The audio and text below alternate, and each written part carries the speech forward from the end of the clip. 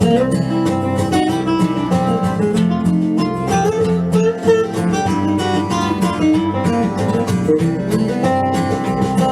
was taking a trip out to L.A., tolling along in my Chevrolet, talking on a number and digging on the radio. Well, just as I crossed that Mississippi line, I heard that highway start to whine, and I knew that left rear tire was about to go.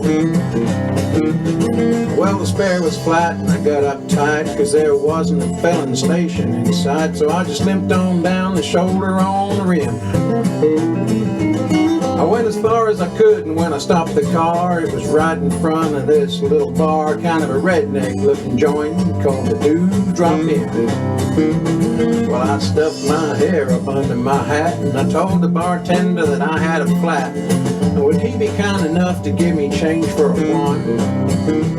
Well, there was one thing I was sure proud to see. There wasn't a soul in the place except for him and me, and he just looked disgusted and pointed toward the telephone.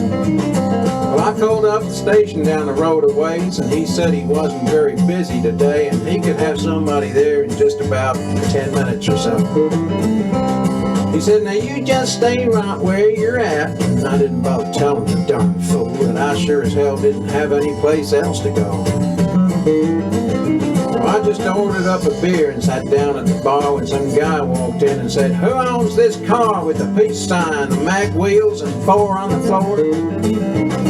Well, he looked at me and I damn near died, so I decided that I'd just wait outside. So I laid $1 on the bar and headed for the door. Just when I thought I'd get out of there with my skin, these 5 big dudes come strolling in with this one old drunk chick and some fellow with green teeth. I was almost at the door when the biggest one said, you tip your hat to this lady, son. And when I did, all that hair fell out from underneath.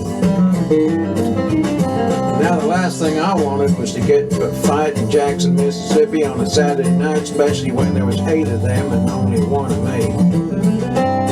Well, they all started laughing and I felt kind of sick, and I knew I'd better think of something pretty quick, so I just reached out and kicked old Green Teeth right in the knee.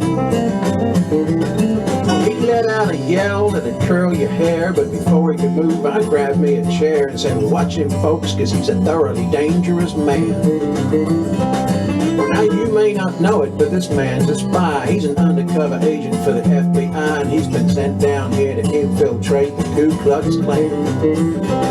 Well, he was still bent over, holding on his knee, and everyone else was looking and listening to me, and I just laid it on thicker and heavier as I went. I said, would you believe this man has gone as far as tearing wallet stickers off the bumpers of cars, and he voted for George McGovern for president. He's a friend of them long-haired hippie-type pinko fags. I bet you he's even got a commie flag tacked up on the wall inside of his garage. He's a snake in the grass, I tell you guys. He may look dumb, but it's just a disguise. He's a mastermind in the ways of espionage. Well, they all started looking real suspicious at him, and he jumped up and said, now just wait a minute, Jim, you know he's lying. I've been living here all of my life. I'm a faithful believer of John Birch, and I belong to the Antioch Baptist Church, and I ain't even got a garage. You can call home and ask my wife.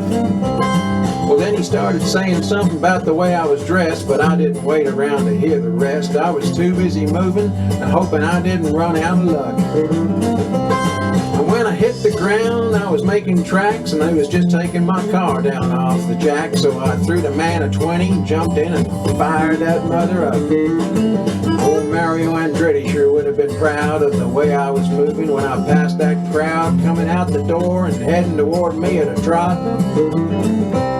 And I guess I should have gone ahead and run, but somehow I just couldn't resist the fun of chasing them all just once around the parking lot.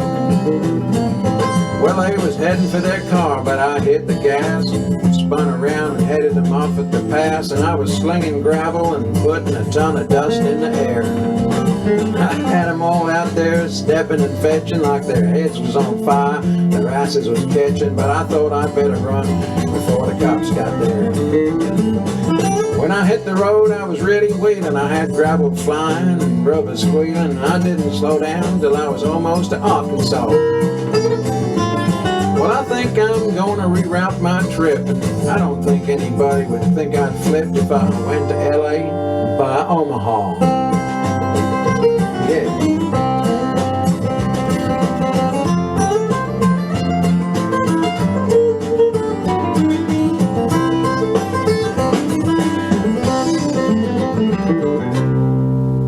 Thank you, Charlie Daniels.